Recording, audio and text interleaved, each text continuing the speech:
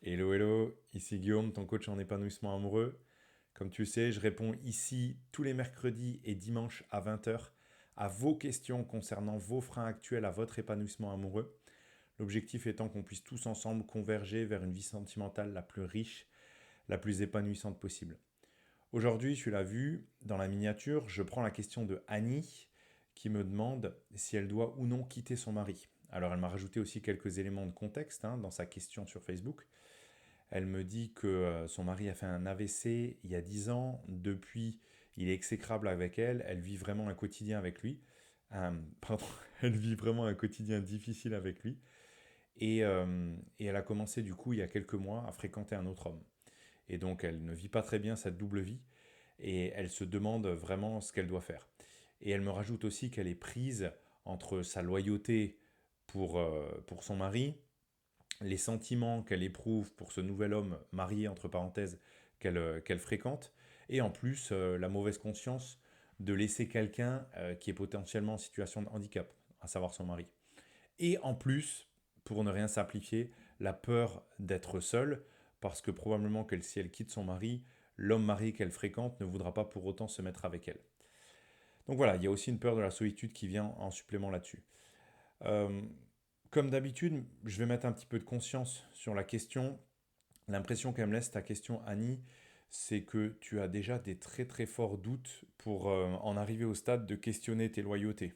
Ce que j'appelle les loyautés, c'est tous les engagements, toutes les promesses qu'on s'est fait par le passé, tout, tous les idéaux, les standards qu'on a en tête, auxquels on essaye coûte que coûte de se conformer. Pour que tu en arrives déjà au stade de remettre tout ça en question, c'est que tu as, à mon avis, des très très forts doutes à l'intérieur de toi-même. J'ai l'impression aussi que tu restes dans ta relation avec ton mari pour l'instant juste par respect pour toutes ces traditions envers lesquelles tu t'es engagé.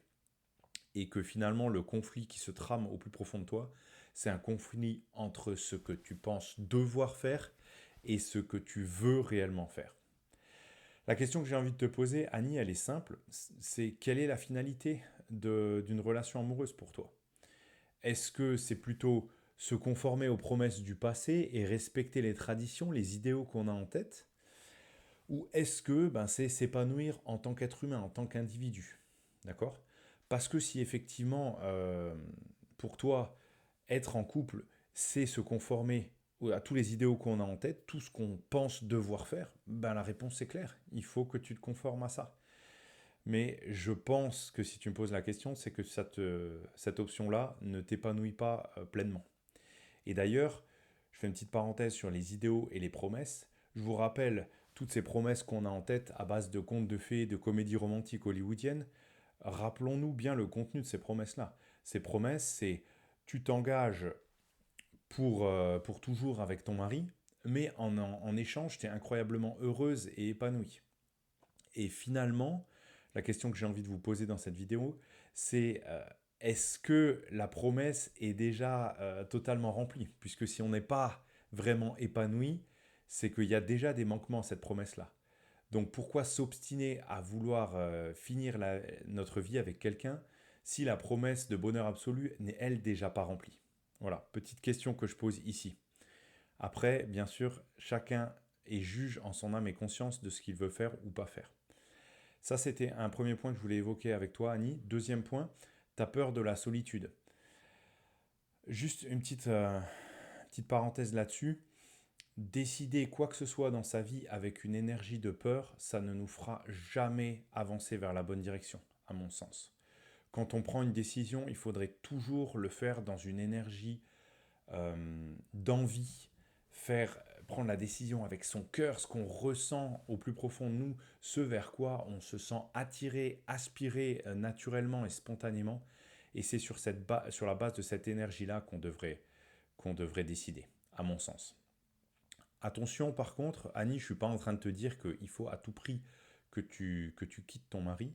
Ce que je suis surtout en train de te dire, c'est que ce que tu ressens actuellement, c'est la preuve que quelque chose doit changer dans ta vie amoureuse, dans ta vie sentimentale. Et peut-être que l'ajustement que tu dois faire, c'est discuter ouvertement avec ton mari de ce qu'il peut faire pour être moins difficile à gérer au quotidien.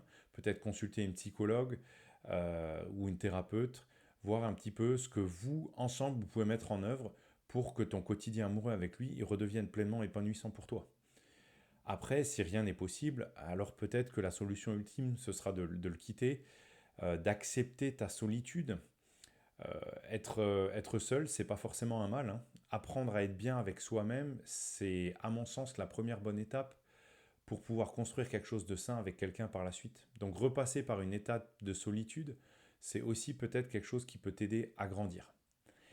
Et la dernière question que j'ai envie de te poser, Annie, c'est finalement, qu'est-ce que tu ferais si tu n'avais absolument pas peur des conséquences?